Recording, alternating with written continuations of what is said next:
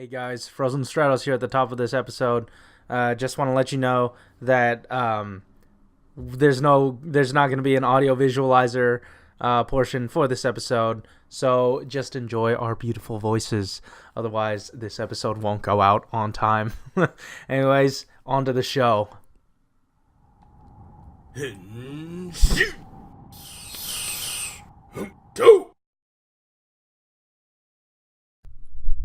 Hey guys, welcome to Toku Week Day 5. I'm your host, Frozen Stratos. Here with me today we have... the Cinder Blaze. And Makotoa.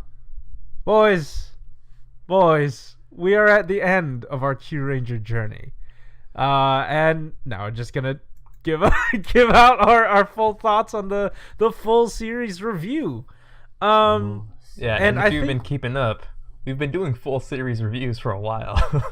Now we're officially going to be doing it. But this one's officially titled the full series review. And I don't know how you guys want to handle this. I was thinking maybe character by character. What do you guys think? Well, I think that's fine at some point, but at the same time, I would like to go over where we started with our expectations of the show, and then all right, slowly lead into the arcs and how that ended up going. All right, so all right then, let's go and you suggested it. Why don't you give us your initial reactions, and then just sort of how those expectations changed. My initial reactions, my very first reactions, I think, were, holy crud, is that fur on his suit? Yeah. Like, I knew the second Michael was mentioning, like, hey, let's start at the beginning. I was like, oh, yeah, that's our one Garu focus episode. No, I'm not even talking about the episode. I'm talking about the scans. The original scans of, like, the suits. When those first came out and how legit those looked. Yeah, and how legit his story arc was. Shut up. What? But, yes, the first episode was a Garu sort of focused episode. I think I remember us praising it for, like, getting a lot done. I don't know. I like any intro, it felt rushed. I mean, understandably so. It was dense, but it didn't, like, introduce too many characters at once. Like, generally you'd think everyone would get introduced. Like, you hear the announcement, these guys are all going to be in it, you think everyone's going to be in the first episode. But they introduce, a decent chunk and then spend the first bit of it introducing the rest of them. I thought that was very neatly done. I liked it too. The way they kind of slowly gave focus to each character, since there were so many. Yeah, it was like a fresh way to kind of introduce the series, because like the past couple Sentai, they had like all the Rangers kind of like show up in the first episode, and this one it slowly built their team and it felt kind of like earned, especially with like Stinger. I mean, I know like his arc kind of like fell apart towards the end, but like, and he did have some like kind of stupid moments in the middle of his arc, but overall, like, he was a really interesting addition to like the team at the early stages. He was like initially an antagonistic, part of the Sentai at the very beginning. And, we still had like a couple of, betrayals, quote betrayals, more like mind control. But back when Garu had potential. Yeah. For me, like, my sort of initial, like, the most prominent thing for me, what I remember most about, before Kyuranger started, was listening and watching the trailer over and over again. Yeah. Because, like, it was just really, like, a really well-done trailer. And the song that they used is the opening. But when the song picks up, it's the third verse, and that's what I was sort of expecting. That's what really hit me once episode 1 came around. It didn't, like... you guys obviously didn't catch it, but because you guys didn't care enough. Or no, that's not what I meant. You guys didn't like listen to it like I did. Yeah, we didn't get familiar with it before. Yeah, and I was looking for more of a punch, in like when the song picked up, but it wasn't there. No, you're being super nitpicking on it. Like first and because... like the third verses of like any of those generic anime Toku opening songs is basically identical. and I think you heard the third one slightly higher. I didn't pick up on it, but you were just like super anal about it. I didn't and like remember sent out either, another honestly. copy of the Kyuranger opening to all of Oh us. yeah, a yeah. proper one. And I'm just like, this is the same thing, but It's not. I swear to you, it's not the same you were thing. really passionate about it, so I didn't really want to fight you too Yeah, much. same. It sounded to me. It sounded better, and we had one friend who listened to it like a lot like me. To us, Sean. He found it. He heard the difference. He's also He knew. Sean, so he's probably just agreeing with you just to shut up. Moving on, because I saw the sign. I do remember a turning point. I don't know if it's a turning point, but a moment for Corey that was super standout. And I really enjoyed it too. Was the episode where we got the raptor focus. And Oh yeah, of course that was. that was it. But like, as well as the fact that Lucky, what he said that episode. Do you guys remember? Oh yeah. It was. I mean, unless you're gonna bring up the like actual quote. No, I'm talking. I mean, like, yeah, it's pretty much if you're something along the lines of if you don't have dreams anymore, then what's the difference between you being alive or dead, or something like that. I don't think it was that harsh, but it did go along those lines, I guess. If you don't have dreams, you're already like dead or something like that. I'm pretty sure it was something like that. Yeah, well, I mean, it's like, what's the point of living life if you I don't. Yeah. It was something to that effect. It was like our first good use of Lucky's attitude. Yeah. And I thought, like, they introduced your standard current Red Ranger, like this era Red Ranger, and then they give him just a bit more to do, like a bit more wisdom. Wisdom's not the right word, but like he has a really good point. Yeah. And I like it clicked with me, especially for Raptor's episode, because it was sort of her origin story, and I like appreciated it. Like, everyone has that like saying they stick with them, that sticks with them, like, great power comes with great responsibility, like that like saying is connected to their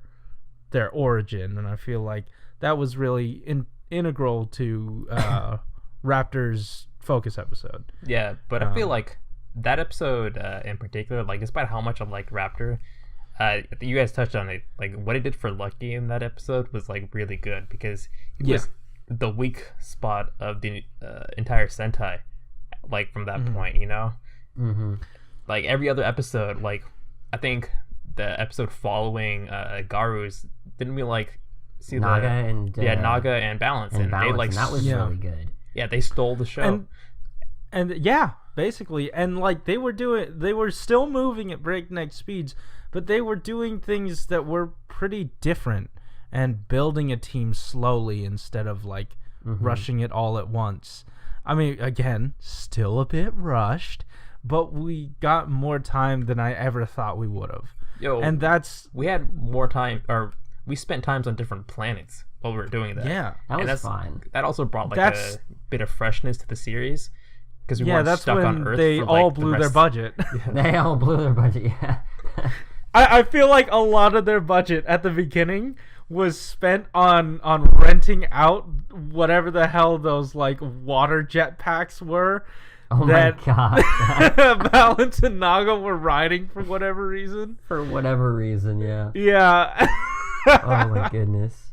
I also I do remember liking that, we had that kind of conflict between Black and Orange, and that when we eventually got introduced to his brother as the villain, I just remember that villain being really cool along the way. I mean, maybe towards the end it was a little bit, I don't know, but I still really liked him as a villain, and I think he was probably the best villain of the series. Who? Stinger's brother. Stinger's brother? Oh. Scorpio? Yeah. Of the series? I don't know. I don't want to say anything definitive yet. My brain's not all there for it. Yeah. My mind is primed on like, generalizations, but Sure, for now. Okay. I'll go with it. Yeah, he was definitely one of the better ones, but that's mostly because a lot of the other villains were either like super weak, or Konataka! Oh my gosh. Or that. And that is my rebuttal. Yeah. That is your rebuttal. Konataka. Okay, yeah, Well, that's just incorrect. Mariko was probably my favorite villain, but not like the most villainous villain. You know? Oh, of course not. She was just fun to watch. Yeah. Why did she have a see-through loincloth? Anyway, yeah, let's go back the to point like, is... Scorpio, I guess. The one reason I couldn't take him seriously, at least, was he also played a big brother in Gaim.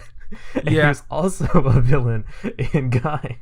But in that one, he was a better brother. Yeah. And, you know, a better character. Yeah. So, like, I don't know. So I guess in that sense, I was sort of expecting more out of him. Yeah. Because he definitely has the acting chops for it. It's just there's a lot of misuse. He was like evil for evil's sake. Like even when they try to like get behind his motivations for being evil, he's just like, oh, he got power hungry, and it's like, what? When you compare like his character from like Gaim, like it's really hard to like separate the two because it's the same actor. But if there's like such a not it's not hard because like he was looking for power for its own sake because he wanted power and he wanted to be the strongest, but like Takatora, he wanted power to like save people. Yeah, you know, but like it was selfless where his was selfish. No, I mean like it's really hard like not to compare like the quality of the characters just because you can see like his face. It's the same face, yeah. I did like I get it. Twist when he was like I think I did actually believe it when he was I think trying to convince Stinger to sympathize with him or something at one point, like that he kind of got overwhelmed by the darkness and now he's trying to take out dark matter from the inside. Yeah, like my problem with that is that he flip-flopped so many times.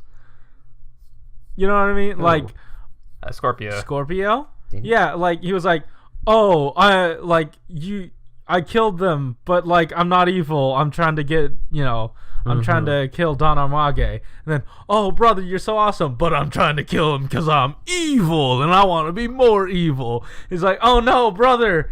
And then he's like, "Oh, but now you're like now I'm back to normal because this is the end of your story." And then Stinger starts singing afterwards. And then we're just like, no, that's not until the episode of Stinger. I finally found out why he started singing, so that makes a lot more sense now. Because he's emo. No. Yeah, I think we can probably start talking about the characters like right about now, because like. Well, I wanna say a bit more, like, because where we're at right now is like the beginning. It's still. And I want to say that there was a lot of potential. There was a lot of potential at the beginning because they were starting with something so different. And it's around like the finish of Scorpio's arc where I sort of had my doubts and my hesitations. When did Sho get his Kyutama? Was that before or after Stinger? Before or after Stinger? It was before Stinger. Was? The Stinger arc ending, right? Because it was definitely before Ho-Oh Soldier. Oh, yeah, that's right. And Ho-Oh Soldier was immediately afterward. Yeah, you're right. Exactly. Yeah. So, okay, so then it because I remember enjoying that a lot. Seeing... Yeah, no, I know, yeah. And, like, that was that first really good chunk, and I thought they were being smart with how they were using the characters as a way to sell the mecha. Because normally at the beginning you introduce your mech and then each episode you'd rapid fire some auxiliary Zords that the line is producing, right? Yeah. And in order to do that, they were like, hey, what if instead of just having them one off, let's just make them characters and then we could also sell more toys that way. It would connect the kids to the characters and then subsequently to the Zords. So then they'd have more of an incentive to get the auxiliary Zords. So that was smart. I really liked it. But, oh man, when it fell back into standard Sentai. But we'll get into that. Let's go character for character. Let's start with what number are you? 12? 10? No, Ho Soldier's 10, right? I think he's number 12. Let's go backwards in the. Man, this numbering is weird. Let's go Ho Soldier first. Really? Oh, okay. I mean, do you want to go Lucky first? Want to go from like least to most important? We want to start with like Garu or Hammy because I'm kind of leaning towards Spada. Oh. Yeah, it's weirdly enough, the two useless male characters add up to the green. The colors add up to green. Anyway. Wow. Yeah, Hammy. Let's go with Hammy. I feel like Hammy made more of an impact on the team than Spada. That's fair. Spada it is. Why? Boy, what a disappointment. They had so many opportunities to characterize this guy, and they just didn't want to take it? I don't understand. I don't either. Why? What is the purpose of leaving him high and dry like that? I'm just glad that his actor was so good, because I still enjoyed whenever he was on screen, even when he was in the background. Just because of the actor, so he was a genuinely great guy. I remember like sometime during like the middle of it, I sent you this Twitter link, and it was him making an official announcement in English, telling telling I guess the American fans to tune in. That was really cool. That was super cool. Yeah, but that guy ain't Spada. That's his actor. No, he isn't. Spada, he is not, because that man is actually cool and like a well-developed human being. Goodness. Spada isn't anything. He's a bunch of his catchphrases, and also the hat that Michael really likes. Shut up. I don't understand. Yeah, like he's someone who never really moved past their gimmick, and they never really did anything with him. Like he did have like moments with like Raptor, but that's probably just because they spent time together while they're on the ship all alone, basically. And that's not even characterization. That's teasing. That's teasing the ship. It's teasing the ship, and that accomplishes nothing in terms of characterization. Yeah, like it was a real big slap to the face of like the last episode, where it doesn't even amount to anything. Like Spada doesn't even react to Raptor's feelings at all. He's just like whatever. I know. Like I make food. Grazie. It's like Grazie. great. I feel like the most he got, and I don't want to cite the baseball episode because, like, sure, I guess you could say that he's bad at sports, but like it was Raptor's episode, and I guess it was like kind of backdooring into his character. That's like, that's what he I'm was thinking. stubborn and sort of set in his ways. Yeah. That like, oh hey, she shouldn't fight. For that was I the guess most development reasons we and, got like, out of him was when and then he had and to then when change his perspective on things. Yeah, like Raptor can fight on her own. She can fend for herself. The weirdest, the most one of the weirdest things that he said to me was whenever that time when Ho Soldier looked like he was kissing her, he he yelled first off, and then he was like, Raptor, what are you doing? And then they were like, oh, it's not like that. And then Ho Soldier gets like this inkling that they're trying to be a thing. And then Spada's like, no, I like it like a fatherly figure. Oh my that God. was weird. Oh my goodness. Yeah. I just remember his blood curdling screams. Those were fun. Those were always fun. But those are just mentions. yeah. Yeah, like they're loud enough just to remember that he's a character. Like, is he a character? The most dialogue he gets is probably when they're all like screaming their final attacks, and he spot us, so we can always hear him. Yeah, Yes, yeah. So it makes the most out of those moments. All right. Again, there's not much to talk about with this guy. Do you want to move on to Garu? Move on. Yeah, let's move on to Garu. Yeah. He cross-dressed, and also he had his first episode. The first episode where he fell in love with the man of his dreams. Lucky. Yep. Ever since I'll ship it. He's been the loyal dog, even when what? That makes me wonder, what was that species like? Were they all searching for some sort of owner? No. Was there like a head dog? I don't understand. I think it's they just weren't. They couldn't. It's I mean, did he get domesticated? Did he get domesticated by Lucky? That's what happened the first episode. He was a wild doggo, and now he's domesticated. Yeah, then they just like kid each other, and then he's like, he's so manly, I'm gonna follow him forever, which it's a pretty common trope. He had so much depth before his race was gone. I mean, it was wasted basic. Potential. It was basic, but they really never went back and dove into that at all. The problem is they could have, and we offered the best option, and that would have been to have, instead of Lucky's father coming back for a second arc for having Lucky's father, it could have been Garu's, like, one of his long lost, like, clansmen, one of his species, something.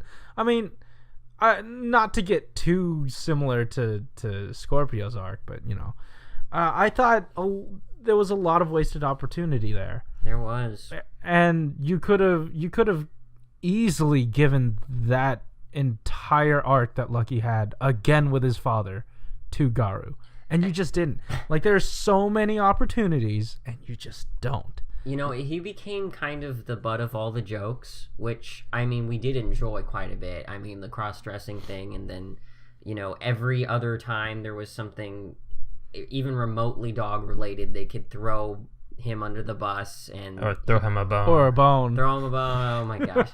And, like, I think one of the standout moments was when, like, the villain was petting him and then kicked him. Like...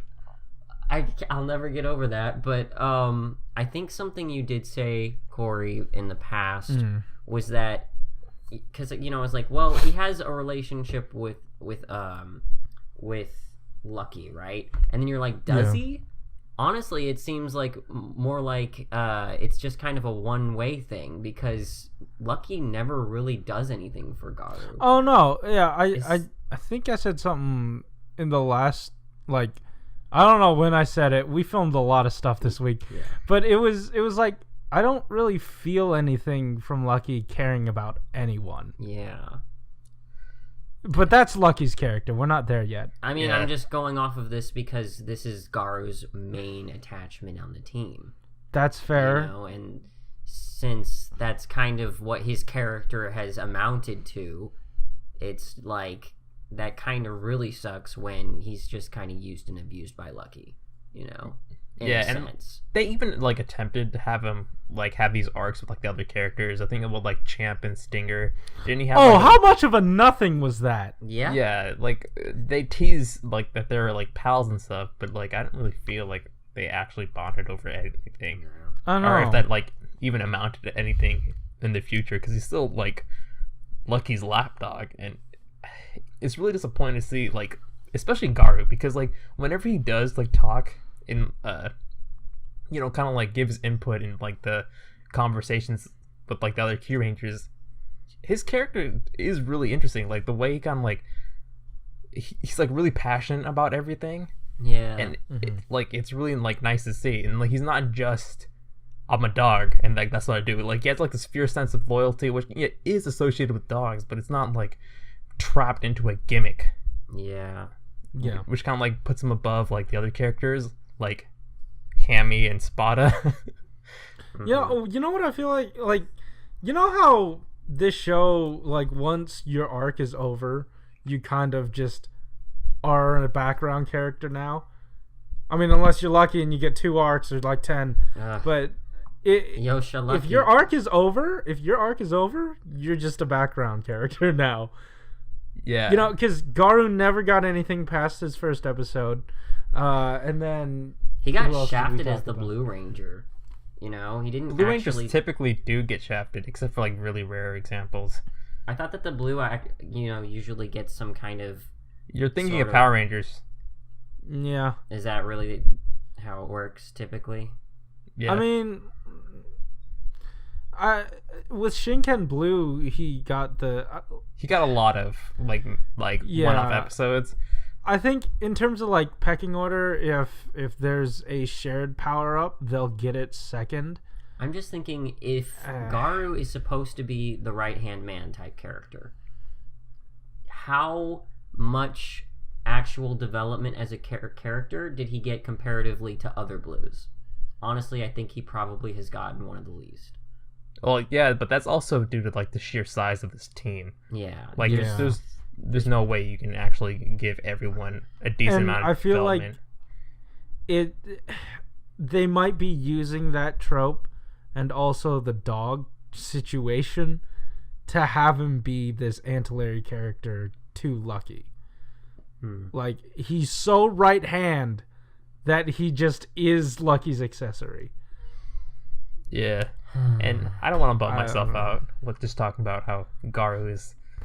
Then let's talk about Hammy!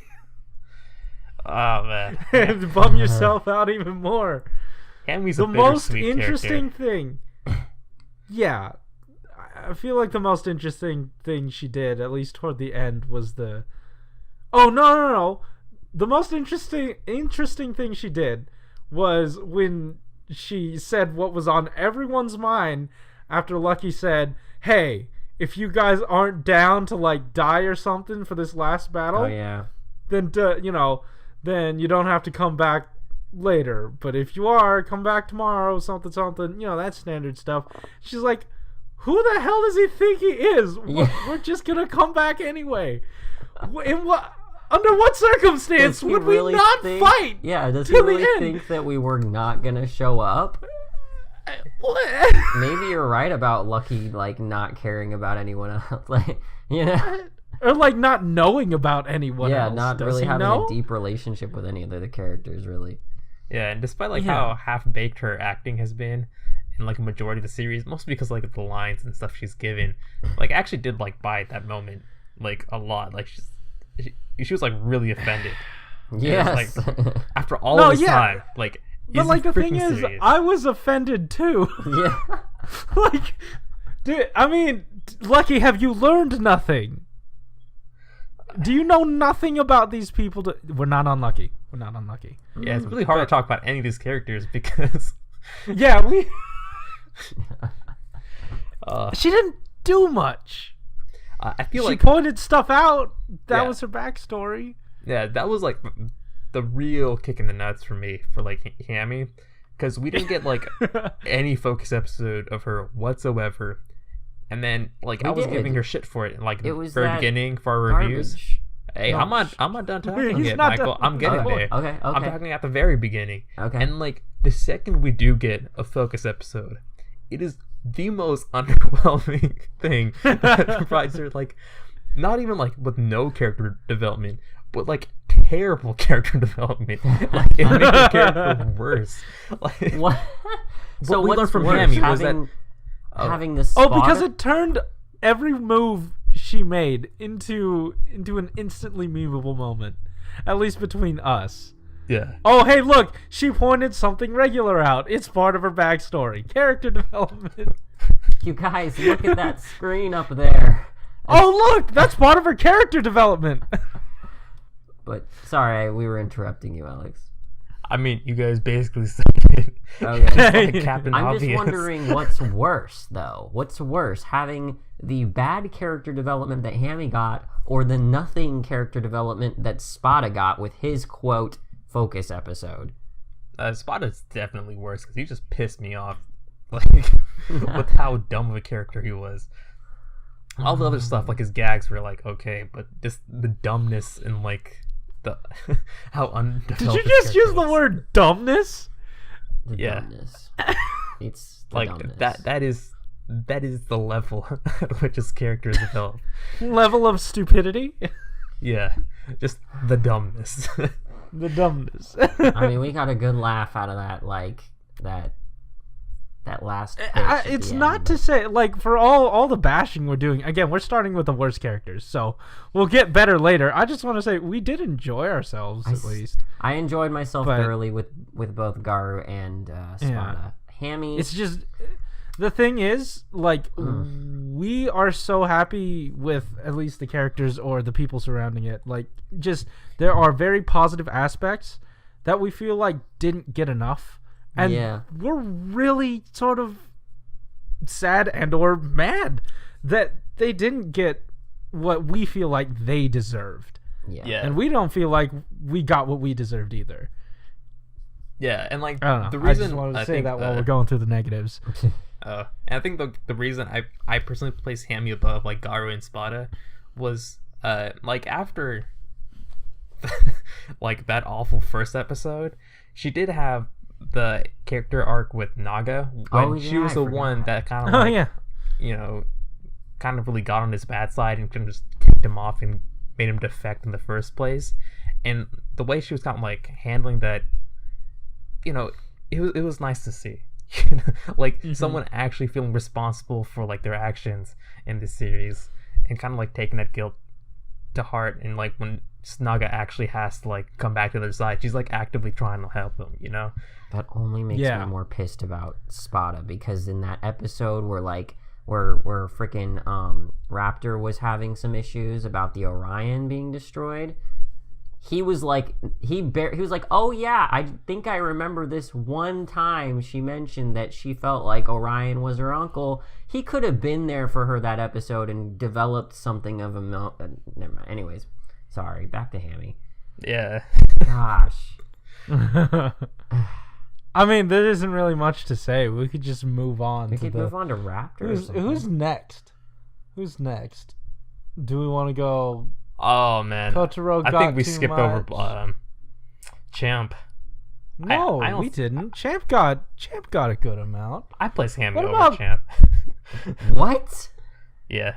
No. Okay, all right. No. I want to hear this out. Well, what do you mean? Yeah. Tell me. Let's do Champ right now. I feel like Champ is like the opposite of Hammy, where all of his initial stuff was actually interesting, and the further we got into his backstory, the less I even gave a crap about his character. Ooh, disagree hard, and I'll tell you why. It's not his fault.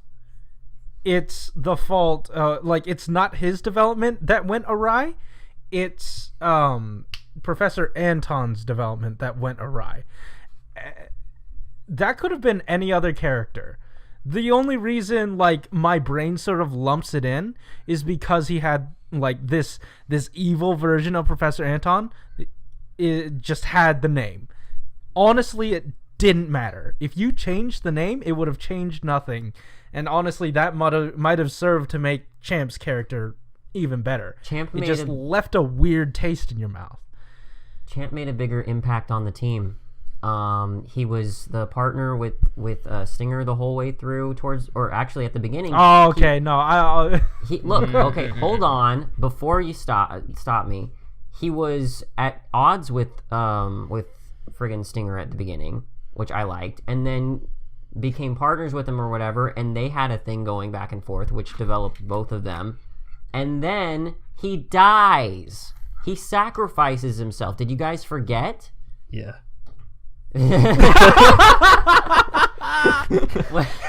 mean, like, he friggin' died, and like that was something that we were like, wow, I can't believe they actually did that.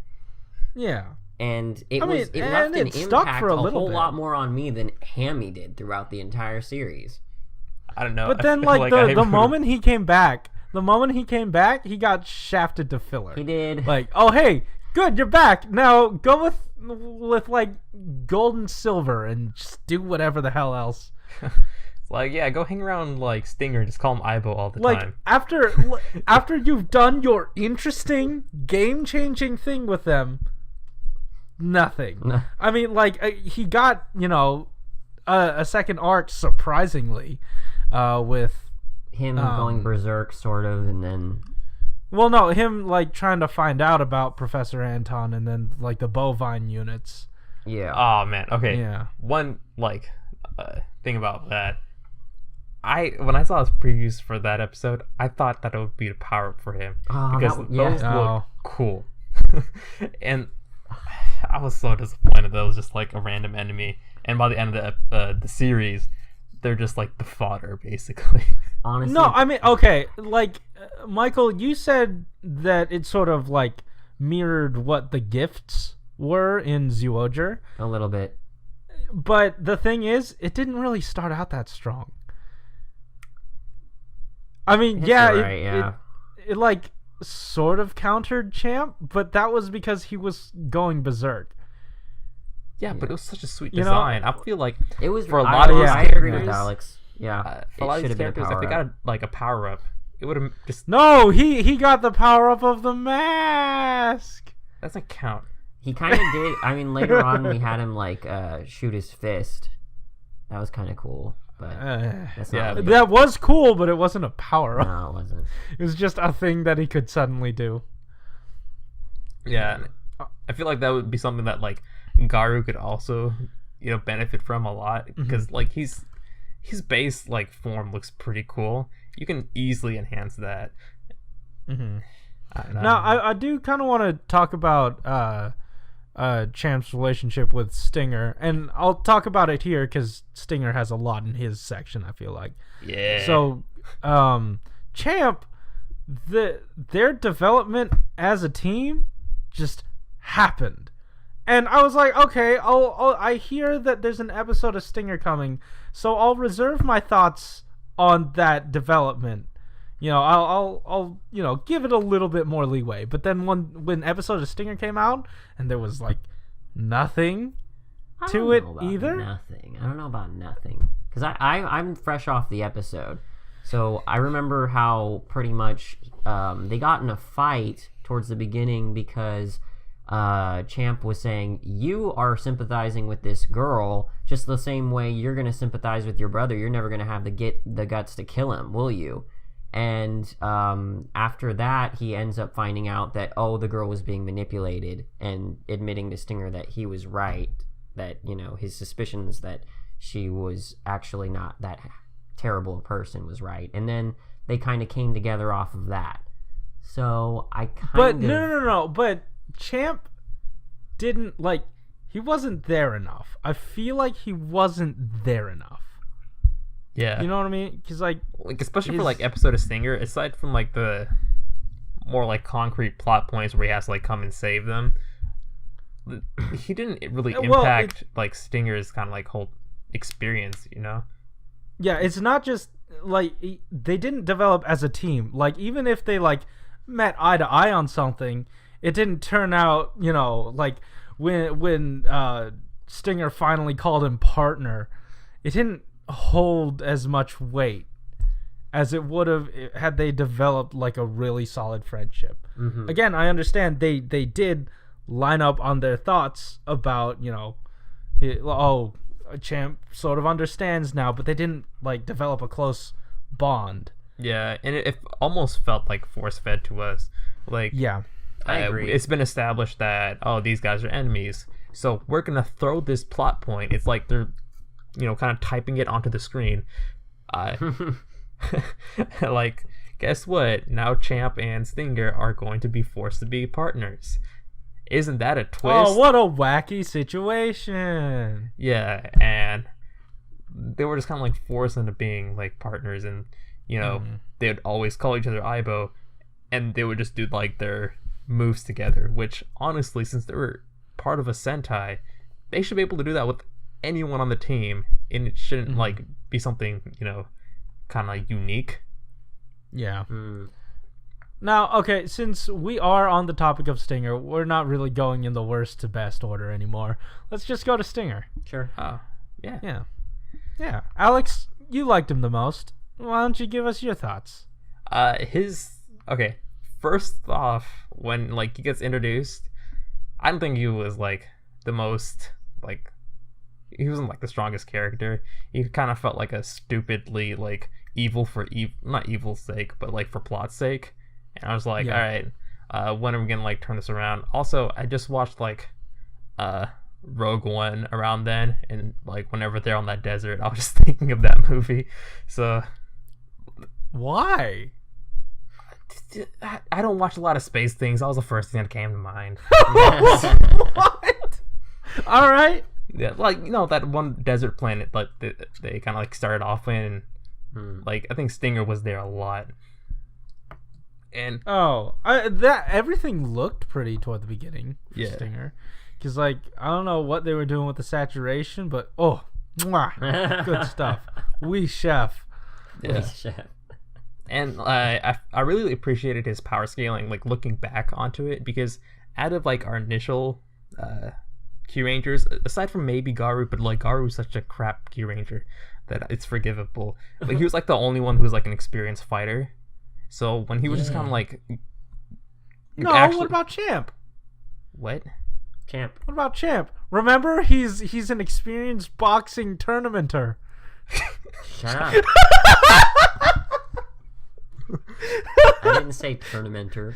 Yeah, but like no, he's but like you a said wrestling boxing person, tournament. not like an actual assassin. Yeah. Like at that point, he was more of an quote assassin. But wait, Hammy's a ninja. No.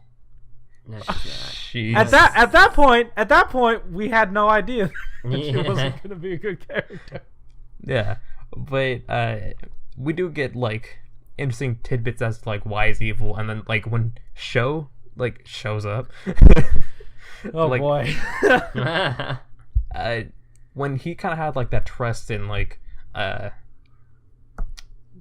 almost forgot his name, Stinger, and also like I think that was like the turning point for me, because like I trusted Show a lot early on, and like knowing that he kind of like trusted Stinger to do all these things, like despite like how much at odds like the Kyurangers were with like Show and his decision with like Stinger, and like always like flip-flopping sides supposedly, like Show knew that he still had like that that good heart to him, and when he like interacts with Kotaro.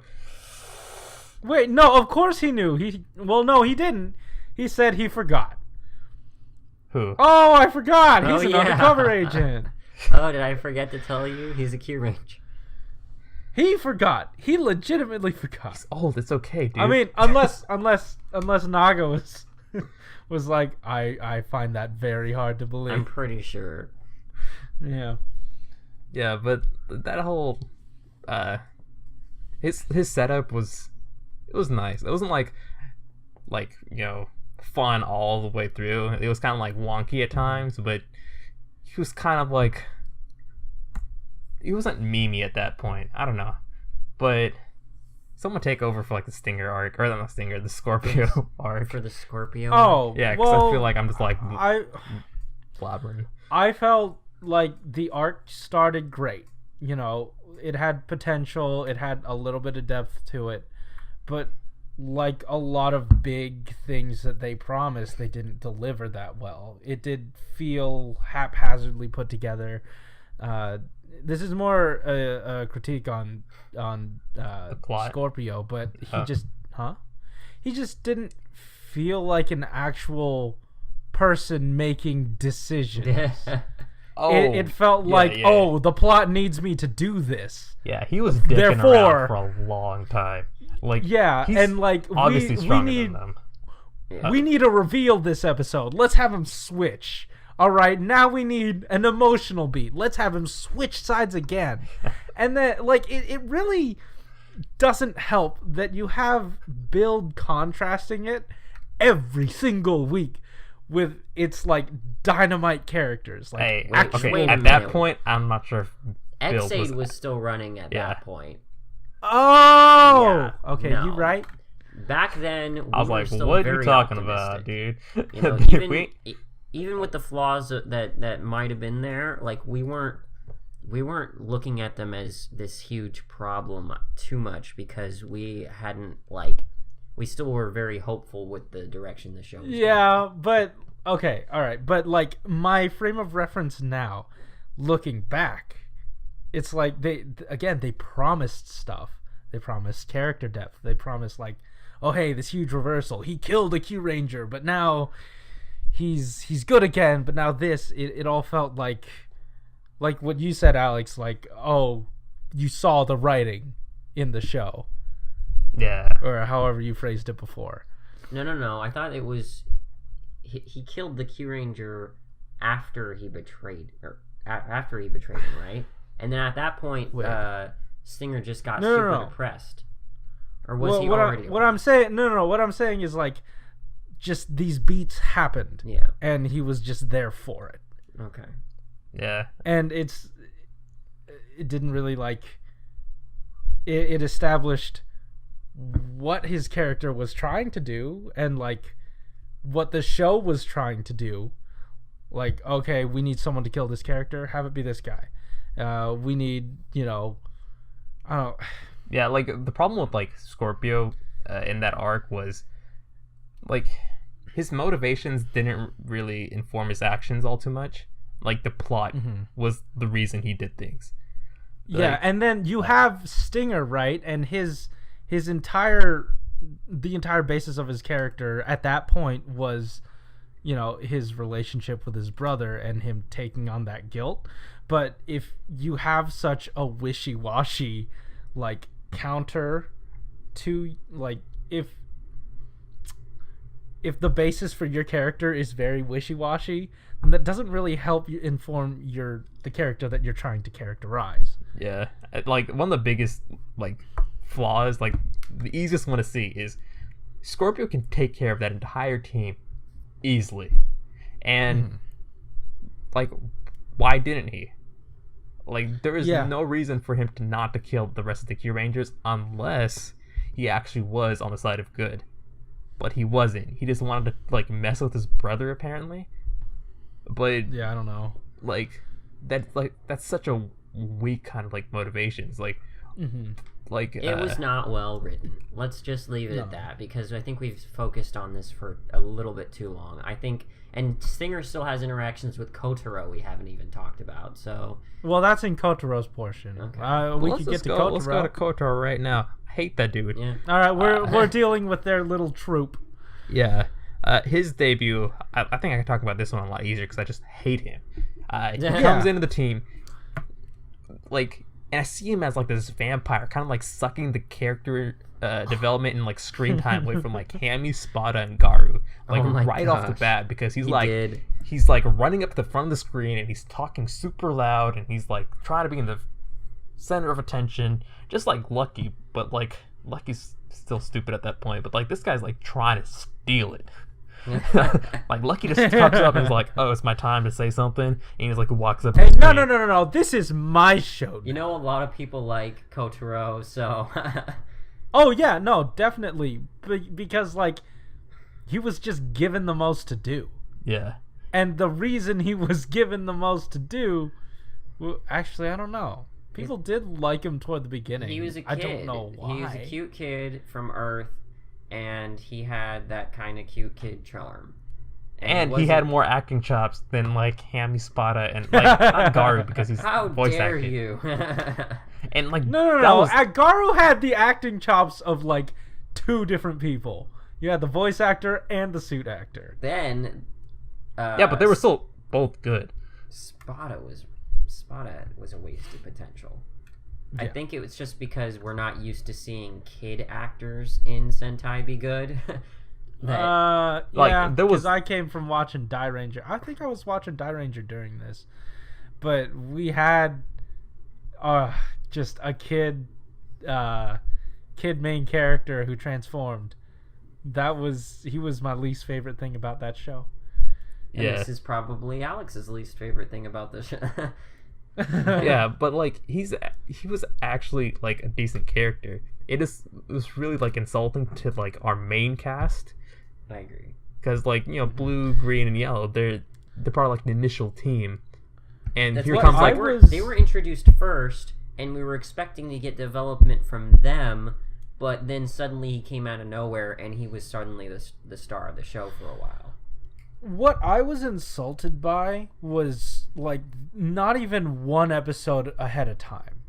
You had shows arc of him becoming a Kyuranger. Oh, yeah, that's right. And it established sort of like some ground rules of how a Kyuranger is made using a Kyutama. You can take a skill Kyutama and turn it into, just a regular, a change Kyutama by having a strong enough wish or, wanting that.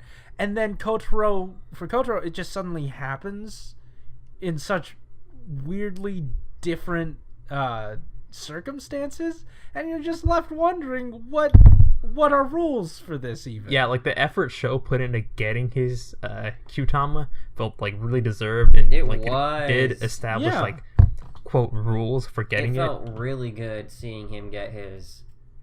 Yeah, and then like Kotaro just like handed to it because he's like this cute little kid, and he's like, "Here you go, you're the hope of all the people on Earth," and he's like, "Damn right I am." And he's like, "Give him my Kyutama, let me smash all these fodder like in half the time as the entire team combined." And I'm just like, "What the?" Yeah. Just let this kid handle everything. Seriously, he could have probably just grown supersize and fought one of the like supersized villain of the week type stuff. Yeah, he probably could have beaten down Armage by himself. Yeah, and I do appreciate it. I'm glad that he exists just for the Taki episode, and that's all I'll say on that. The Taki what? Let's not go into that. No, don't worry about it. Yeah, you'll know. What? What more do you have to say about? Oh yeah, he has a brother. Stinger. That's something. Yeah, he's almost as he has a as... younger brother, not just Stinger. I know, but like I'm saying, we didn't talk about Stinger's relationship with him. Oh yeah, where did that even go? It was always there. I mean, like, he would always kind of refer to him as an older brother, but, like, Stinger's kind of, like, distant. Aniki. Sure, so, but like, nothing, I'm fine like... with that. But, like, all the development, he did himself, mostly. He's like, "You're not my brother." And he's like, "Okay." And he's like... but, like, in what? the context of, like, the Scorpio arc, where, Scorpio was being such a shitty older brother, it kind of did give, motivation for Stinger to be like a better role model for Kotaro. I remember there was a specific episode where they focused on that relationship between the two. It's just been a while. Yeah. Yeah, no, but then, like, once that arc was done, Stinger was just done being a character. Oh. Then he was just in the background. No. He sang in the foreground with Ho-Oh Soldier. That Tama. And then he was a clown that other episode. Yeah, he's been the most irrelevant character. He's still my favorite character, despite all like the stupid crap he's doing. Right. So, Kotaro, what did he do at the end of like the series? Like, I was thinking of something. Oh, there was child death, and he was there to make that happen. What? I don't know. Oh, he died. He was a child. There was child death. Oh yeah, and he also did get smacked around by Hammy a couple times. And despite that was High School Wars. Yeah, in High School Wars, but despite him being a better actor than most of the people there, when he did those scenes, it felt wrong. Because he can't act those scenes well, and it's just like he's like looking, just like smiling at the camera. I'm just like, dude, what are you doing? Yeah. Like, I watched that recently, so that's why I have like that bias. But Kotaro's weird. Let's move on to another character that we probably like a little bit more. So we took care of 1, 2, 3, 4, 5, 6 characters. We're down to the top 6. Raptor or Show? Raptor. No. Yeah, okay. I love Raptor. She's the best. My favorite episode, and like, yeah, her best episode by far was her focus episode, and after that, honestly, I felt satisfied.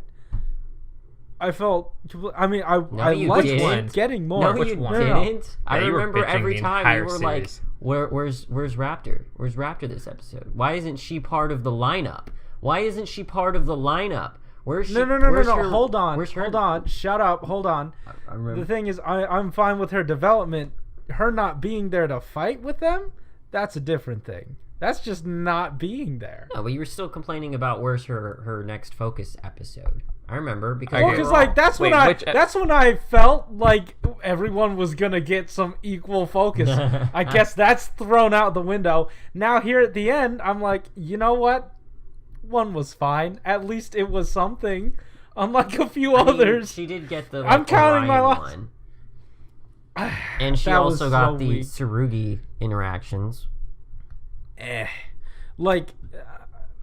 Those didn't really help serve her character too much. She was playing into her tropes, and that's really all it sort of was. The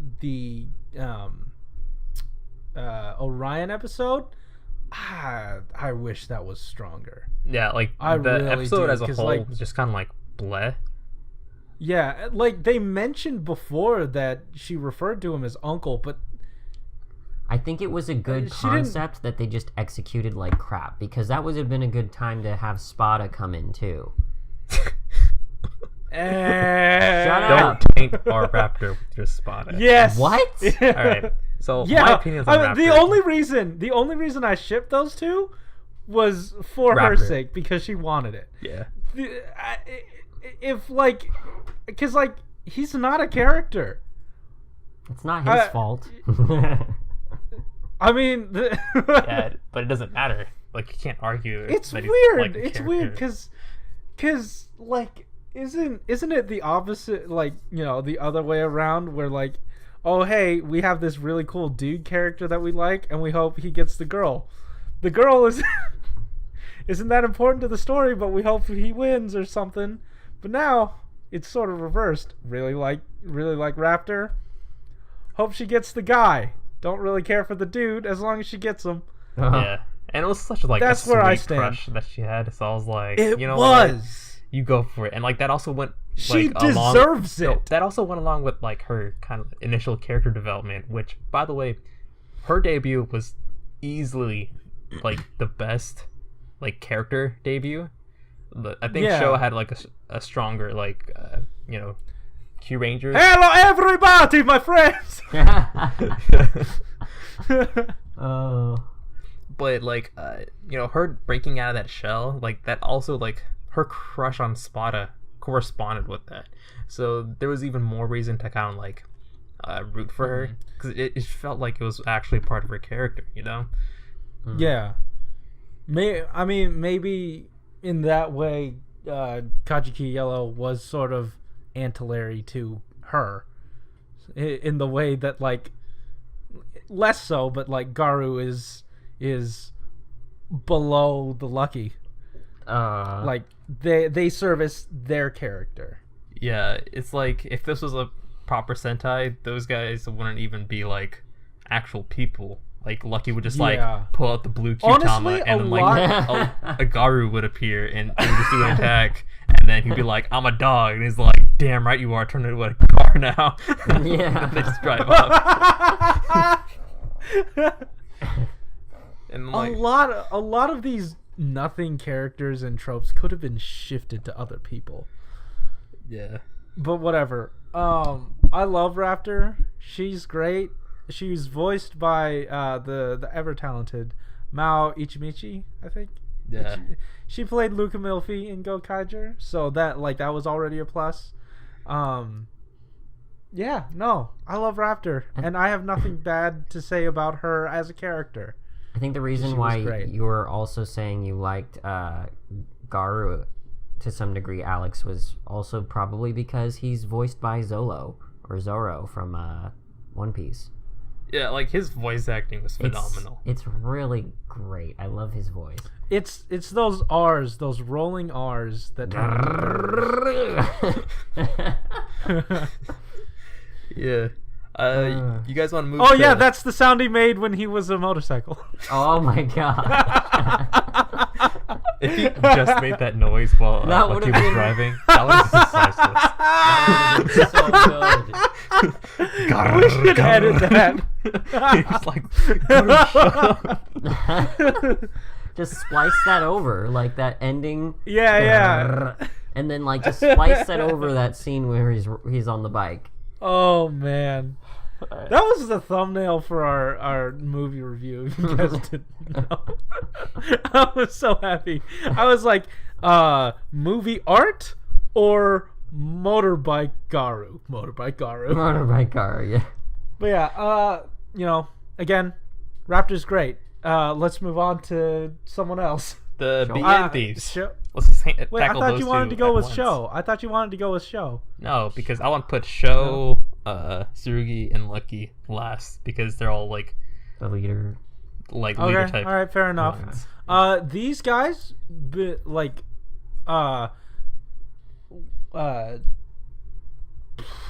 what's his name? Silver. Naga. Naga.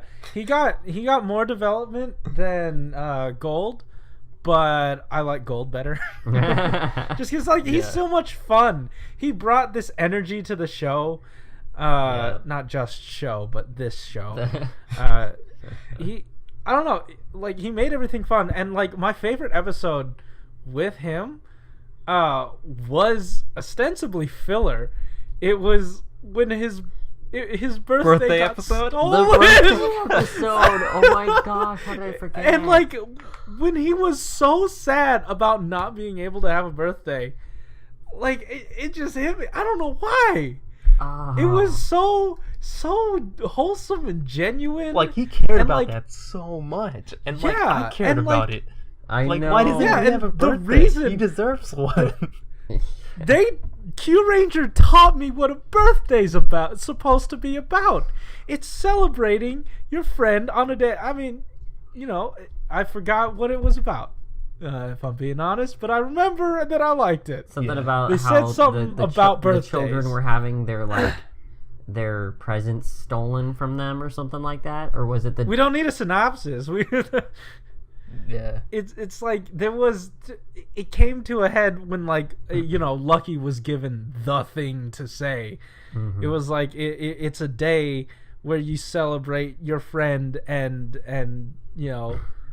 show them how much they mean to you, and celebrate their meaning to you.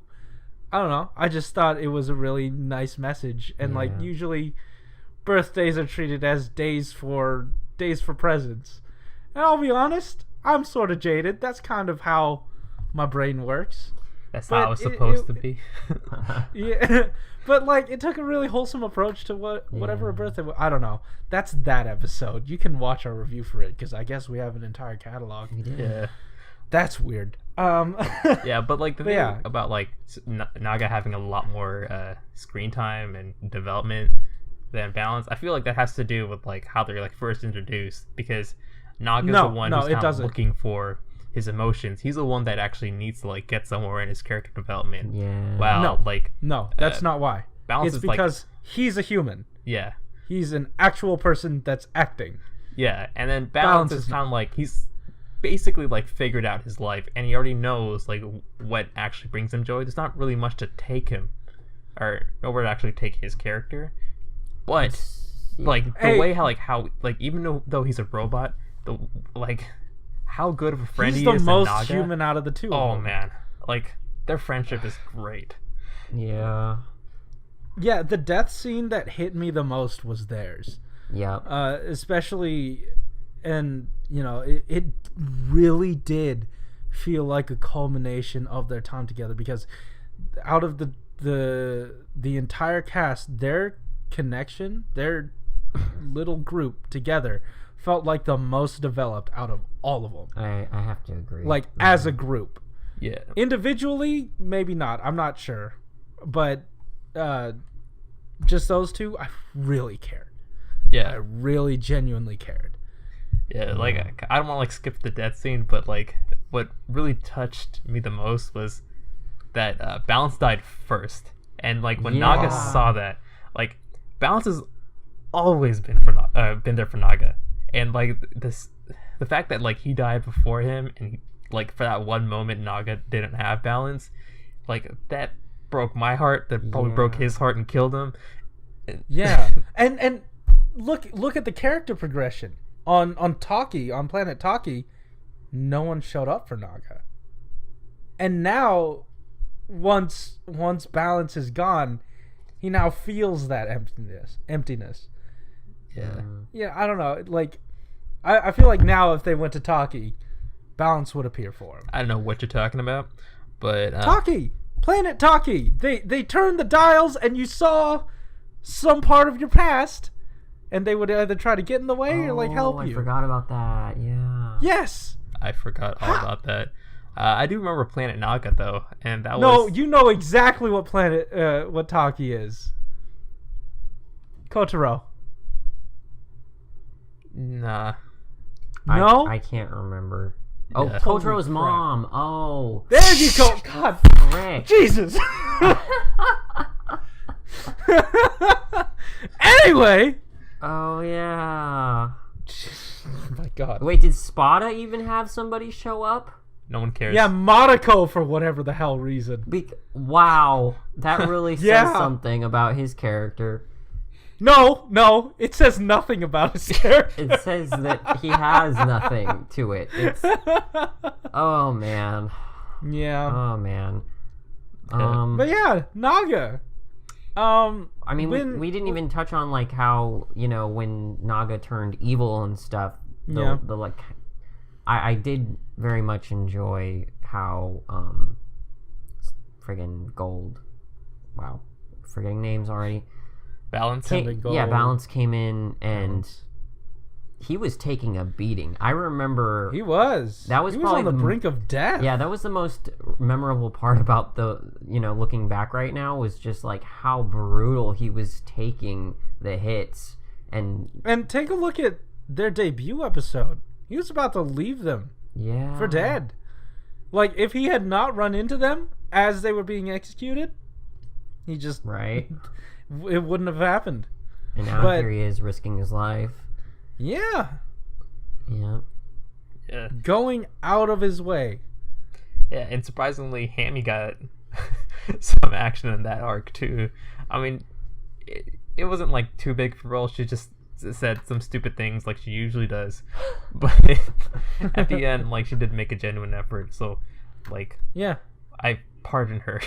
I feel like out of all the arcs that we went through, that was the only one that delivered for me. Yeah, like character-wise, at least. Like Restinger, like, even though it did have some plot intertwined into it, it fell apart, and Tsurugi really had to pick it up afterwards. No, it's because it leaned on some genuinely good characters. Yeah, and they moved their plot forward. I don't like that. Highlight of Kyuranger for me. Mm-hmm. Yeah. Also, he got a power up at the end. Yes. And that, that payoff was great. I just wish that he got like a new like suit, but apparently Sentai doesn't have that budget. Even though I wish it just wasn't like a dude. We got 12 different suits. You calm down. He had a pretty decent power up. Yeah, we got like 12 okay. suits, I don't know. Like, I didn't really like the colors, but Mm-hmm. I don't know. Yeah, it was fine. Yeah, like I liked it, but like I kind of wished it was a bit more because, like the metal form looked good, but it had the potential to look like amazing. Like that was like my first impression of it. I was like, dang, like the colors look beautiful. You could just go like full, like Deep Spectre on it. Oh. Dive too deep. Yeah. But it was worth. Overall, like the reason we lumped them together is because they felt like one cohesive unit, and that really serves to I don't know, just it highlights their they kind of their balance strong off development each other. together. They balance each other real well. Also, my another good part of Naga, I generally don't like the fourth wall breaks in any other show, but for whatever reason, Naga makes it work. And I don't know why. He's just got it down. You know what? Actually, I do know why. Because he does feel like the straight man to Kyuranger. Yeah. As a whole. Yeah, and I think... And, like, it really helped having someone on the other side. Right. Be like, hold on. I loved it. Yeah. Yeah. And it also helped because he was a good character already. Mm. Yeah. Yeah. All right. Cool. We're moving on to show. All right. Hello, everybody, my friend. I love freaking show. Yeah. There. I was remembering a. So his. Huh? Oh, I don't know. Like his introduction was stellar. Yeah. Like the best. How many times did he die over the course of this show? Was it twice? I don't think so. Once. He sacrificed himself at the end. And then the movie. Was that a death? No, he just like got launched into space, and then all of our space-based, or spaceship piloting Sentai decide not to just pick him up. Yeah, seriously. And then Tsurugi was just like jacking off in the galaxy. He's just like, what is Show doing here? Messing up my mood. Oh my gosh. Freaking that movie. But no, like Show out of our like 3 leaders, I feel like is my favorite. Just because he was entertaining and like where Tsurugi is the leader of the past to serve as a foil to Shishi Red's like sort of new age leader. I feel like Sho was the father that reined them both in. Yeah, like I feel like Lucky was like a really naive leader, while Tsurugi was more of like the experienced and kind of cynical. And then we have Sho, who's just something else. Like that energy he provides to the team. Like he felt like the true leader of the Kyurangers. Like like this is something you can't say about like most of the Kyurangers, but I feel like he did actually interact with every single Kyuranger, and they all kind of have this bond with him, except for maybe Garu. Feel for some reason that those two didn't talk. Wow, hold on. I'm not remembering any significant thing between the two of them.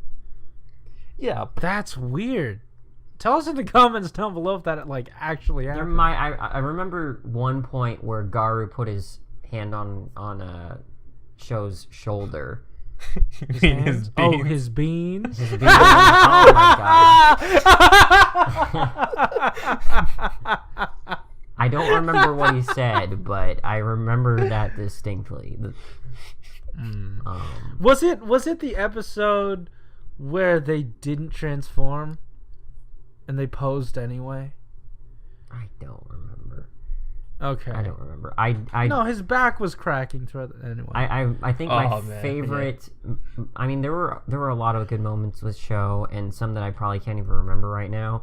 But my favorite one is definitely the Kotaro episode where the bear spirit was like, maybe I underestimated Sho as a leader. And then it cuts to Sho like freaking out because they're about to hit the sun. He's like, somebody save me. And then it was the episode where they were like traveling through time. They were within that time thing, and like, oh no, never mind. It's the one you're talking about. The reason they were in that situation is because they were looking for a bug, not a bug, but like a mole on the ship. Yeah. And they were trying to find out who it was. Oh. And then they did a Q let the chance. It turns out it was me. Yeah.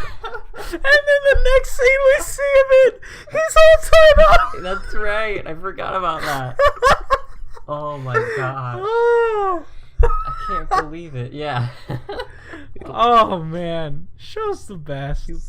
And like he was the one when they went back in time. He said, "No, I'll stay. You guys have your adventure. I mean, yeah, it amounted to him going into that cryo tank and waking back up, but it was still neat. Like, yeah, I like Sho a lot. Sho's great. Yeah, it's really hard to like think of just like any specific moments for Sho, because like every time I see him on screen, the only thing I get away from it was like, that was great, that was hilarious. Yeah. But like, he was wacky enough, but he also like did feel like a leader. Like you said, he did have all those interactions with everybody. There were sentimental moments, like when he had to approach Lucky that one time, I think. Or he might have approached him multiple times. Yeah. There was that time that, like, Sho was having his doubts about being a leader, and then he talked to Tsurugi about it, and then Tsurugi was like, yeah, I'm pretty awesome, aren't I? But hey, you're good too. And like, he really showed his understanding for everyone. Like, he knew who everyone was. Yeah. Especially, like, he caught that thing that fake Raptor said that tipped him off. I didn't even catch it. Oh, yeah. And it was so good. Like, it made sense, too. Yeah. Just shows really good. He was done really well. Yeah, and he was, like, paying attention to this stuff, too. And, like, he actually cares a lot. Also, like, his interactions with, like, the team, they weren't all, like, individual. A lot of his, like, best character moments were his interactions with the team as a whole. And like that's kind of like why like I can really associate him as the leader of the Kyurangers instead of just like that person who stands up front and actually has a red suit. And like and this is the last thing I want to say about him, because we are running long and this export is gonna be butts. When he was introduced, like his desire was so strong that it broke the mold of the legend and made him a Kyuranger. That's right. And it was so believable and so earned. It just cemented him as like this really good character, at least for me. And like, I don't know, after that he could do no wrong. And he didn't. Like, none of his characterization or anything got backtracked on. No. Yeah. So yeah, major props. I guess we're talking about Tsurugi now, because I know that there's probably a lot of pent-up hate and anger for Lucky. So yeah, might as well get the last good stuff out of here. Yeah. Tsurugi, his introduction, I mean, like, it got in the way of Stinger's arc, but it was still compelling. Just, his journey in general, and like him not being a part of the team for I want to say a good stretch. Yeah. Like, not even, because he did have his own separate team with Pink and Yellow, and they were able to do that because they had such a big cast. It allowed them to let his characterization, or like his warming up to the other characters, simmer for a bit and let us sit with that. Yeah. Like, he didn't immediately join. I didn't like him at first. Really? I really didn't like him at first. Yeah, he did feel like a tacked on character, because like after Kotaro, we're just like, wow, this is a pretty big cast, and like while they did like send him off to like school, when we got like Tsurugi, it's like, wait, why do we need another Red Ranger? Like that was like my initial thoughts, was like, he was a little too antagonistic for me and full of himself at the beginning. And I get that's kind of the point where he had to like, have that conflict with the other Red on the team, but there were just some things that he said at the beginning that never sat well with me. I think I just eventually forgot them, but I don't think I ever really forgave him for it, but I just forgot that he said it. I like for me, it's been a while since we've had a truly antagonistic, quote unquote, and I use these very loose quotes, sixth Ranger. He fills that sort of like trope spot. But Yeah, like I said, it's been a while since we've had an antagonistic one. Because the ones that pop out to me as being like relevant are like Toku, the orange one, and then you have like, I don't know, Gokai Silver, the World. Like, they weren't like overtly antagonistic. No. He was, like, he took some getting used to, and I liked it. Yeah, like, he was antagonistic, but his motivations were clear. Like, he wasn't like against the Kyurangers as a whole. Like, he's fighting Danamage in his own way, and he just doesn't want to like bother with the Kyurangers because they're just kind of like a drag on him. Like, he knows how strong he is. He's stronger than all the Kyurangers in his debut. So why would he even bother having them around? Because then he might like, it's even shown like in the later fights, like he is like ending up like protecting them. And like he has like that conflict with Lucky where Lucky decides like, I'm gonna be your shield. Yeah, and I like the idea of his character. In a way, it's kind of like taking a classic Red Ranger, what you would, like, you cast him a little older, and then like have him bring some wisdom to the cast, and then sort of you have your screaming Red Rangers, and the bland characterless Red Rangers that we have sort of now, and then he helps legitimize them and like try to add depth. Like, I mean, I did like that towards the end. I did like it that towards the end he ended up saying, "Hey, Lucky, you've got to actually make a choice here. Like, this is the reality of it." I like those parts. That's troublesome. That's troublesome to me because Lucky resolved to "Por qué no los dos, mi amigo?" Yeah, and he like that arc with his father. He attempted really screwed to do up both. Lucky in a way, but no, like he attempted to do both, and in a sense, he was able to do both. And then when Tsurugi was faced with that, he wasn't like, "Oh yeah, I'm inspired by this. Por qué no los dos? I can defeat Danamage and have Cuervo back." But then. And I feel like Cuervo's a big part of his character. They didn't like try to save Cuervo. There wasn't that like, he didn't like try that hard. I'm fine with it, honestly. I think it's because he's a different character than Lucky. That Lucky needed to be the one to actually save his friend. No. It's that. His actions would have to have inspired him, like, in order the way I saw Tsurugi's character progression, that would have been a good like book end to it, because you saw him opposing him the entire time. For him to say he's his friend at the end, that's just dialogue. But for his actions to be take the hopeful route and try to save my friend, just like Lucky did, why can't I have the same thing? Why didn't he do that? Why didn't he take the hopeful route and like learn from Lucky? Well, he couldn't learn from Lucky because the friend that Lucky was saving was him. That happened after. No. Like in that moment, Lucky like saving his dad. Oh, his dad. Okay. Yeah. So why didn't Tsurugi sort of take that and learn from it? Like if Lucky is our main character. Well, okay. Right. Here's my argument for that. They didn't give us any reason to care for Cuervo and think of him as like an actual friend to Tsurugi.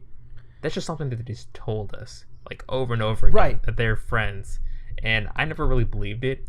Tsurugi probably never believed it. He just said, "Oh yeah, he's like my friend." I mean, and when it comes down to it, ended up protecting Tsurugi. Tsurugi didn't ask for it. He didn't. I don't think he would have wanted it to happen either. Yeah, and then like he had like his hesitations at the beginning. He didn't want a team because he had a team before and he lost them, and he didn't want to go through that again. That hurt. So there was emotion behind it. But then at the end, when he didn't try to save his friend, he just point blank, or just killed him. Since there was no... Whereas that might be your worst issue with the character, that was actually my favorite moment with the character, where he didn't, like... He kind of accepted reality at that point and said, you know, Cuervo, I'm sorry that I never understood you properly. That he never actually got to know Cuervo well enough to, like, understand what his, you know, true feelings were, or whatever the case that might be. And see, I was mad at that because, like, you said, like, it's kind of like what the audience knows. Sorry, we didn't know you that well, so we sort of just have to kill you. I don't think that's how it went. I think it's because it was just his lack of, I guess, getting close to his companion. I understand and that it puts, you know, that highlights his failures as a leader, yeah.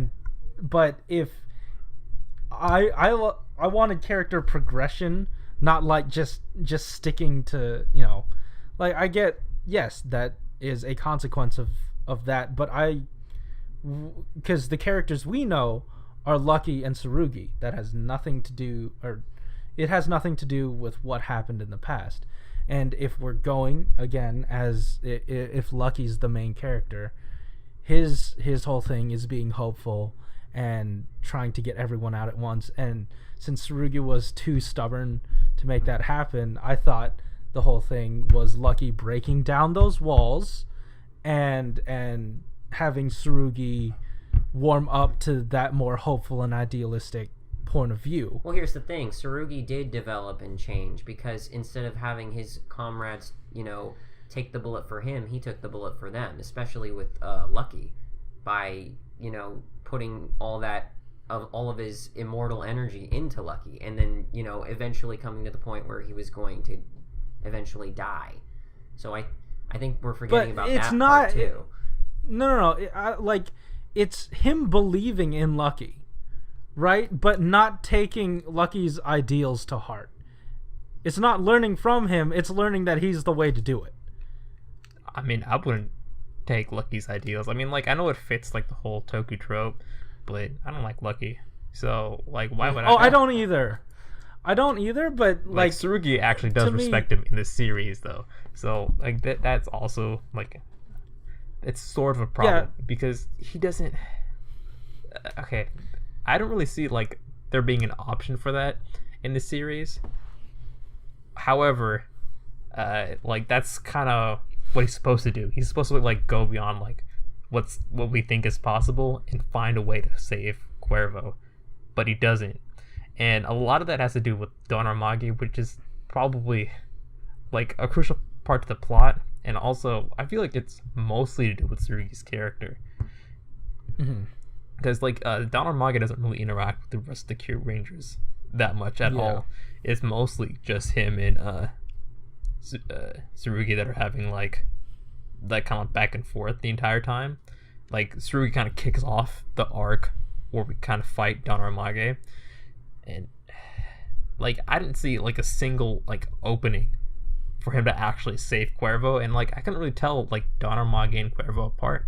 And I feel like at that point they did do, like, something decent with this character, even though Don Armagi's, like, constant reincarnating was really bogging down the series, because, like, there was no real stakes to it. Like, every single thing they did was futile, but not in a, like, a good futile, and more of, like, this didn't progress anything, and then we're just gonna soft reset the series, kind of. Not soft reset the series, but, like, soft reset, like, the situation. See, the reason, like, I get what you're saying, how, you know, Don Armagi is, like, sort of that linchpin, but for Tsurugi's character, Cuervo, to me, felt like, as we had Lucky, and then beneath him Garu, and then Raptor beneath her, Kajiki Yellow, you've got Tsurugi, and then beneath him Cuervo. If he's, like, that important part to his character, they didn't try to save him, and they didn't do anything interesting to make me feel like he needed to be killed as Don Armagi, because, like, we didn't really get proper setup to that, at least from my point of view. It just sort of happened, and in order to legitimize the lack of character there, I feel like he has to serve a purpose for Tsurugi's character. And to me, Tsurugi's arc was trying to trust Lucky's point of view, not just trust Lucky. I don't know. Yeah. That's just me. But like, ultimately, at the ending, I did like enjoy what Tsurugi did, because like right before the fight, I'm talking right before the fight, he was always telling Lucky that like he has to like make these decisions, like this is actually the final fight, and you can't like always like believe in like something that isn't really there. And like, even though that's Lucky's character, that's kind of like a theme of the entire series, when we're kind of like, when they're in that doomsday situation, I feel like Tsurugi was kind of justified in being like, I have to end Donoramage, like despite like how like much this hurts, like he was still like kind of like there for like Cuervo, like in their like final like in like the final moves of like their fight, like he was still like trying to be there for him, but like in the end, like the only way he can like really save Cuervo was to like defeat him, like, and kind of like save him from himself in a way, because he was like long gone. And I was like, yeah, like that really sucked for Tsurugi, because like he really wanted to find a way out, but like that was something that he just like couldn't really find to do, and he was like kind of like stuck in like that whole like reality mentality. He's like, I gotta do it, I gotta finish him off, and that's exactly what he did. And like that kind of like realism in that situation, that really like that's something I appreciated in that moment. I appreciated that, but again, I disagree, but let's just keep it at that for now. Yeah. I was like, if you start arguing about that, I'm gonna punch you through this microphone. All right. So let's move on to Lucky. Oh boy, we've talked about him a lot. We have, and like we haven't really got to his like main issues, and people have like keep citing it as like, oh yeah, at least he's better than you know, than like Takaharu and like in Toku. Yeah, at least he's better than those guys. To that I say, get better standards, please, because he was fine, but he's no like Takaharu. He's no Yamato is good. Yamato's good. He's no Daigo, or excuse me, King. Yeah. So I don't know. He was fine. He was better than those other two, Tokuger and yeah, like the other one. But they were way too ambitious with Lucky's character. Like the other Red Rangers, like even some like the good ones, like King and Takaru from Shinkenger, they didn't like do like too much. Like what they did for their team was kind of like limited, but they did it really effectively, and it just like bolstered the team as a whole. But for Lucky, he was like a bouncer for every single character's character development, except for maybe Sho and Tsurugi's. Like everyone like in his team, like under him, he's like, if you want to have character development, I have to be there and I have to tell you your character development. Yeah. And it was just like, Lucky, you don't have to be there. Even bleed in.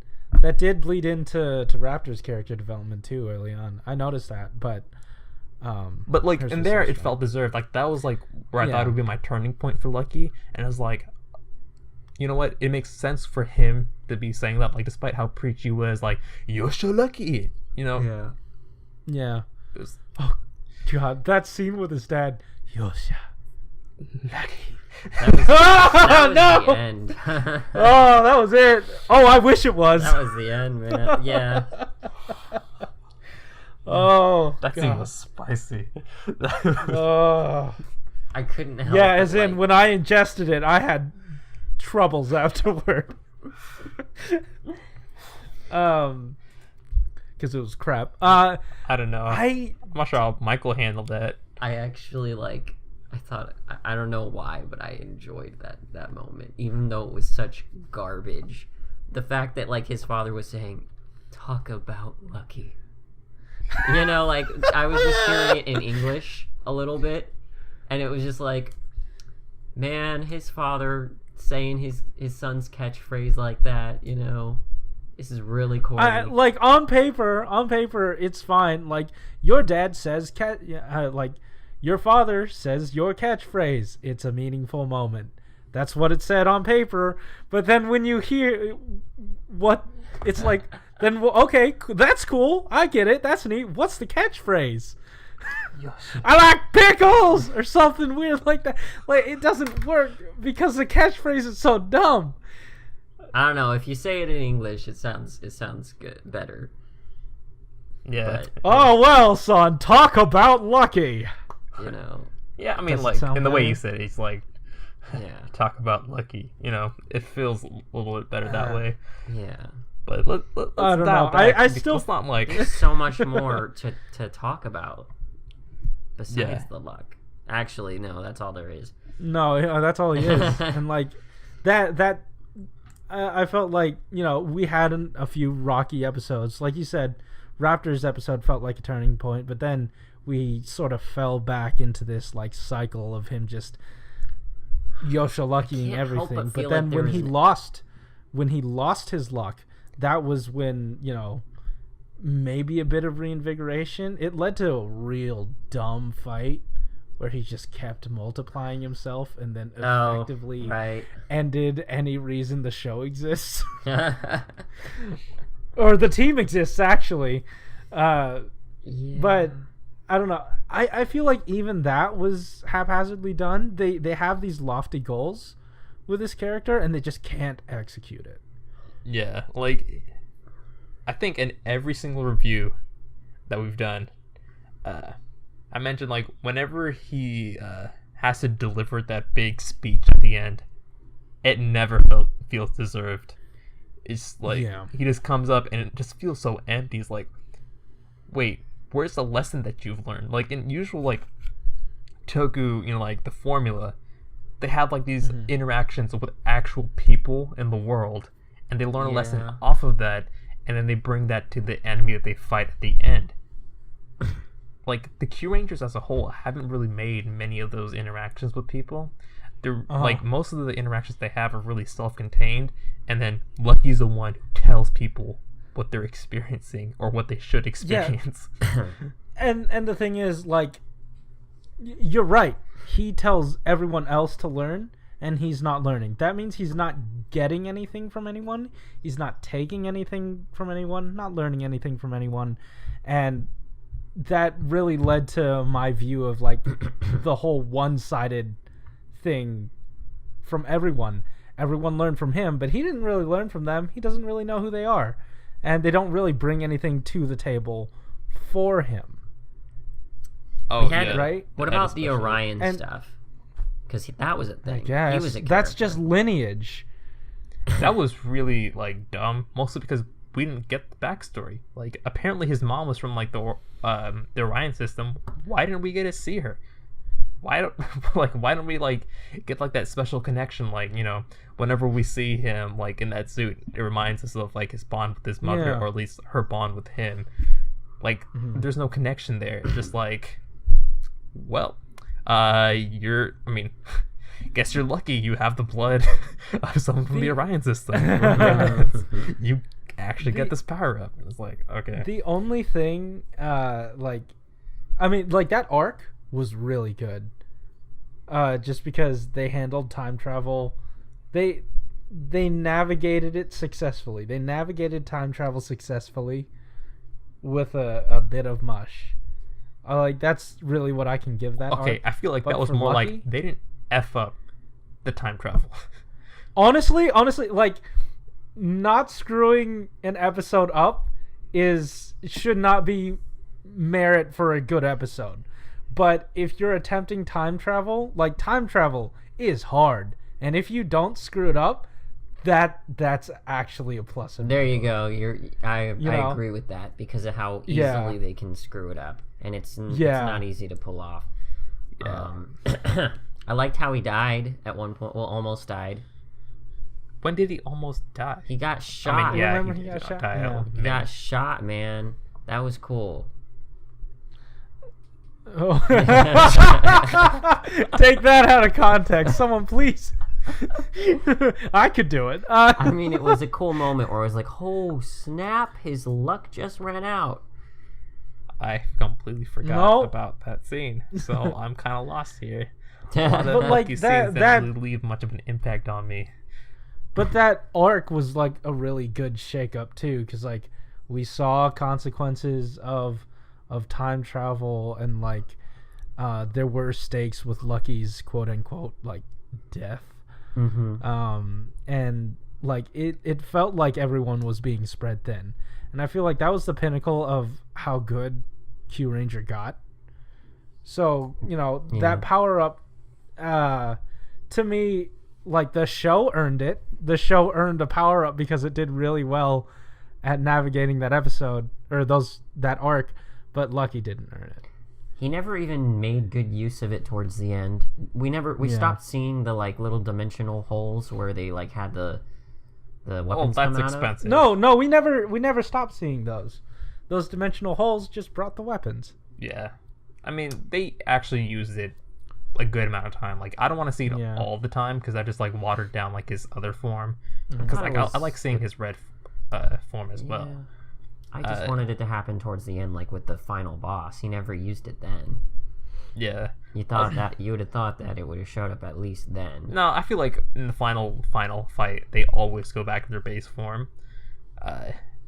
But one last thing I want to touch on, Lucky, was something you mentioned, Corey, where what's up? Like all the interactions. What's up?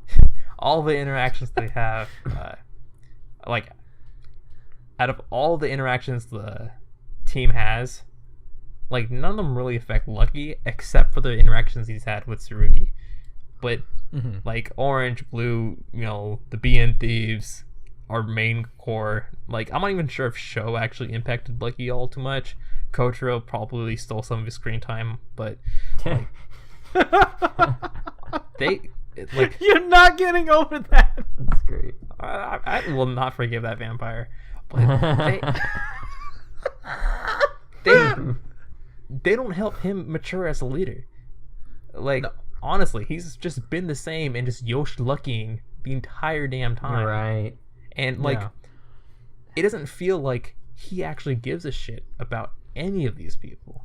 Even in his art, and that really like you were saying, that culminated in that scene where Don Armage the Black Cross King repainted tossed him into that vision where like he's trying to save the Earth or whatever, and he's doing anything he can to fight back, so then he shoots the Earth with the Orion's cannons.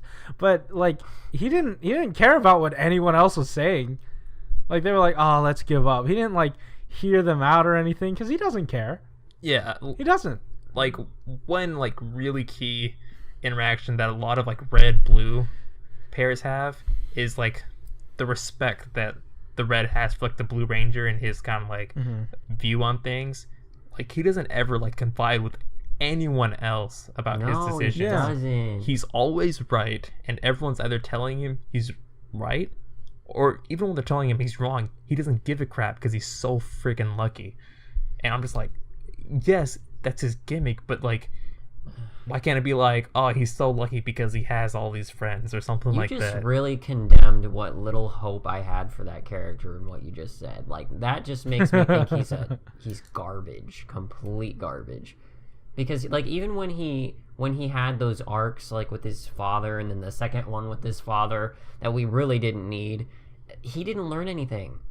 Like Corey was having the biggest problem with that because he was like, we just did this. Didn't he have this same conflict and now he's going through it again a second time? For what reason? Nothing stuck with him. Yeah. But I will give him this. Except Gart.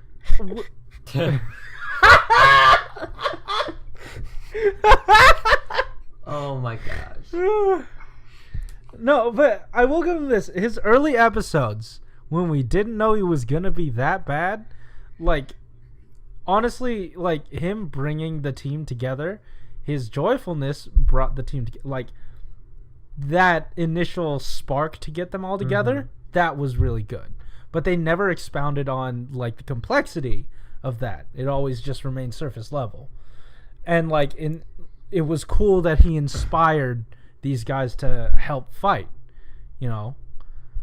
I'll give him that, but then it just never let up. It's sad when the most like conflict that actually probably landed or resolved better was the episode where he lost his luck. Like I felt that was a better resolution than his stuff with his father. Right. The only problem is the dialogue was not there for that episode.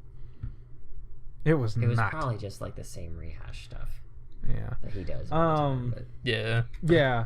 Although, like, I do remember there being one episode at least where... Wait, no, hold on. The reason that episode fails is because he doubts himself, but then learns that, oh yeah, he was right the whole time. Never mind. I was awesome to begin with. Okay, yeah, there you go. I shouldn't doubt what... Yeah. Anyway. But I kind of want to end on, like, a somewhat positive note. Like, I do remember at one point in the series that I did kind of recognize him as, like, a leader of the Kyurangers just because he kind of, like, inspired that hope in everyone else. Mm-hmm. And, like, that was the hope that they believed in. And that kind of, like, solidified, like, his position as the leader. It didn't go beyond that. Like, they were all just, like, underneath Lucky. And he's kind of, like, not dictatorship, but his luckiness. His luckiness. And that was well, like, yeah, that's an actual word. That was it. Like, after like, reflecting on it now, just the fact that he doesn't really, like, learn anything from the rest of the Kyurangers is baffling, except for, like, maybe Tsurugi, but, like, at the end, episode 1 Lucky's morals are the thing that kind of, like, save them in the very end. Yeah. Like, this could be, like, a journey for some of these characters. I feel like Tsurugi's the one who's probably changed the most. And him and Naga. Yeah, him, Naga, and maybe Stinger a little bit. I mean, I'd say Stinger changed the absolute most. He started out as this, like, really mean and, like, dark and dour guy, and now it's just Tama. That clown episode. Yeah. Oh, and he also he can sew, and he made Lucky's new jacket, which is also pretty neat. What was your point? I don't know. Cool. Anyways, let's do final thoughts before we end up, because I swear this is going to be a horrible export. Maybe I should be the one to do it. No. Okay. Final thoughts. Who wants to go first? Yosha.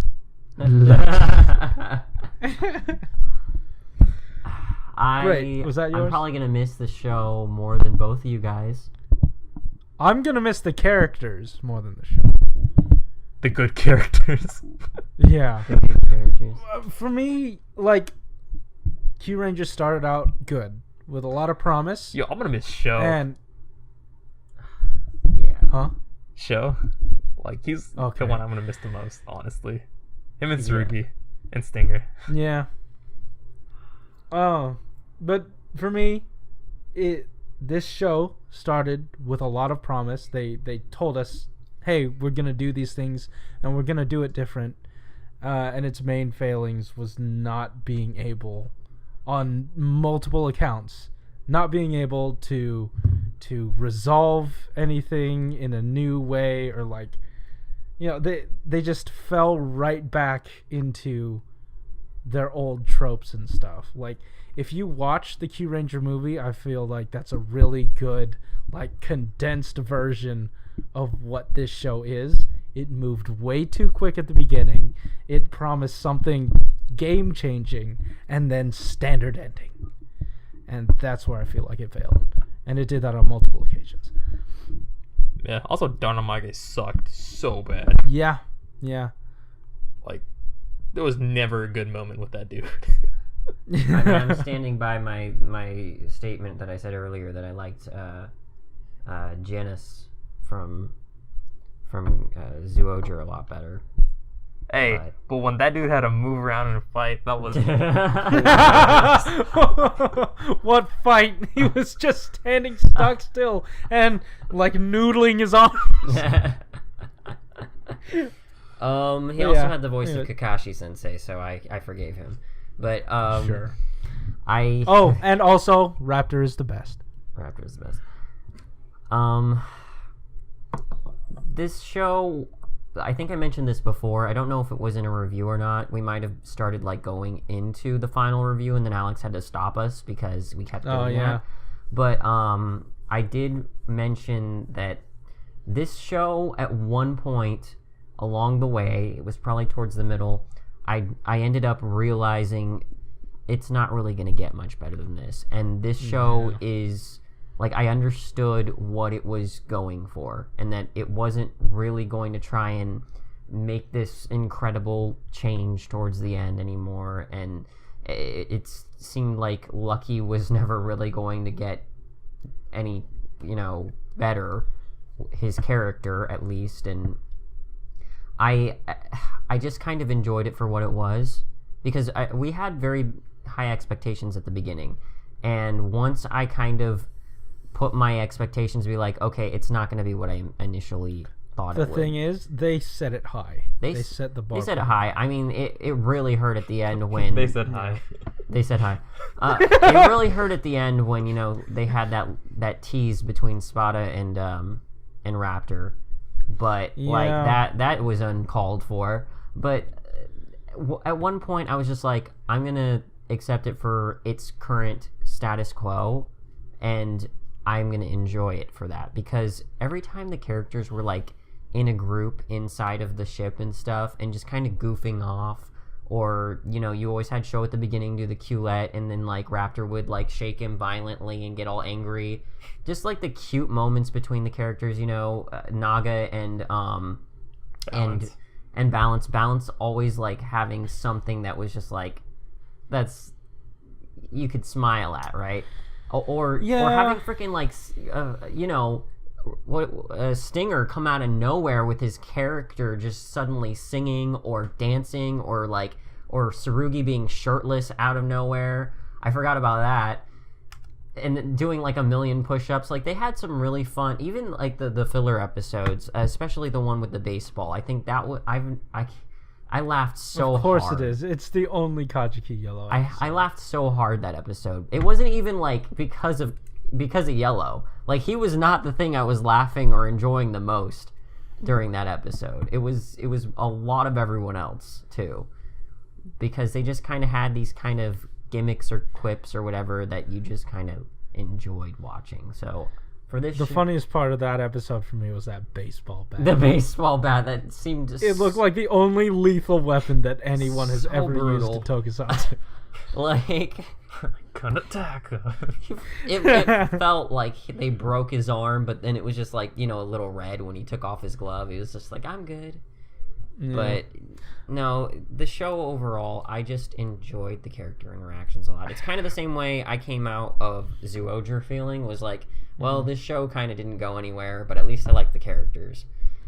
No, that's why I didn't, I ended up not being happy with it. It's because the show wasted its characters. They had good characters, and they didn't use them, and that's why I think they failed. Yeah. Mm-hmm. Alex, anything else from you? No. Cool. No. Great. Anyways, guys, that just about does it for us.